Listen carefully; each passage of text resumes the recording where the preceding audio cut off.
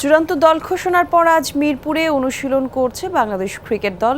দেশ ছাড়ার আগে অফিসিয়াল প্রেস মিটে আজ কথা বলবেন কোচ চান্দিকা হাতুরী সিংহে এবং অধিনায়ক নাজমুল হোসেন শান্ত। মিরপুরে আছেন সহকর্মী হাসিনুর রহমান, সরাসরি আমাদের সঙ্গে যোগ দেবেন। হাসিনুর, একটু জানাবেন, আজ মধ্যরাতেই তো আমাদের দল দেশ ছাড়বে, তার আগে অনুশীলন সেশনে কোন কোন বিষয়গুলো আজকে বেশি গুরুত্ব পাচ্ছে?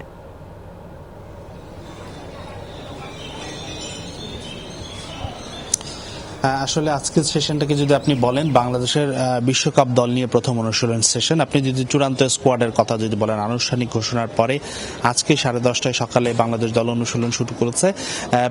15 সদস্যের চূড়ান্ত স্কোয়াডের মধ্যে সাকিব আল হাসান শুধু এখন পর্যন্ত অনুপস্থিত অনুশীলনে, এবং বাকি 14 জন আছেন উপস্থিত। তাসকিন আহমেদের ইনজুরি আছে, তিনিও ছিলেন। তিনি যদিও দলের সাথে অনুশীলন করেনি, তিনি তার রিহ্যাব শুরু করেছেন ব্যক্তিগতভাবে। এবং দুইজন যে স্ট্যান্ড বাই, আফিফ হোসেন এবং হাসান মাহমুদ, সেই দুইজনও কিন্তু আছেন।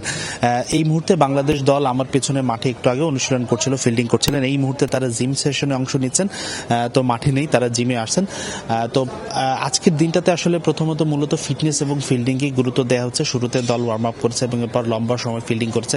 টি-20-র মতো শর্ট মোমেন্টামের ম্যাচে একটা ক্যাচ কিংবা একটা রান আউট কিন্তু ম্যাচের গতিপথ বদলে দিতে পারে। সেই বিষয়গুলোকে জোর রেখে অনুশীলন করানো হচ্ছে। এবং দুপুর 1টার সময় বাংলাদেশ বিশ্বকাপ স্কোয়াডের আনুষ্ঠানিক ফটো সেশন আছে এবং এর পরবর্তীতেই কোচ এবং অধিনায়ক কথা বলবেন গণমাধ্যমের সঙ্গে। তো এই ছিল আমার কাছে মিরপুর থেকে সবশেষ আপডেট। ধন্যবাদ আপনাকে।